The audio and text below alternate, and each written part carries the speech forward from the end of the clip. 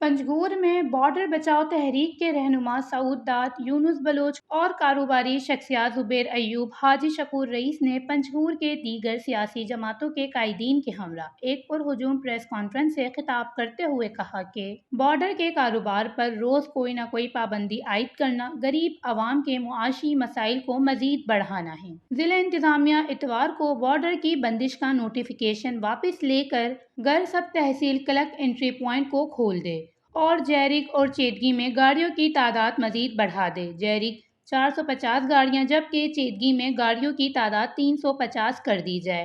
ने कहा कि बॉर्डर पर बिला वजह आवाम को तंग करने का सिलसिला बंद नहीं किया गया तो सी पैक को बंद करके एहतजाज करेंगे। उनका कहना था, पंजगूर में ई टेक की बाज़गश्त थे, अगर ऐसा है तो हम उसके खिलाफ सड़कों पर निकलेंगे और डीसी ऑफिस का घेराव करेंगे। उन्होंने बताया, बॉर्डर के दोनों अतराफ आबाद अकवाम आपस में रिश्तेदार हैं। जिला इंतजामिया और दीगर इदारे मुसाफिरों के लिए शराइत में नरमी करके शनाख्ती कार्ड की बुनियाद पर लोगों को आने जाने की इजाज़त दें। Watch news, Panjgur, Balochistan.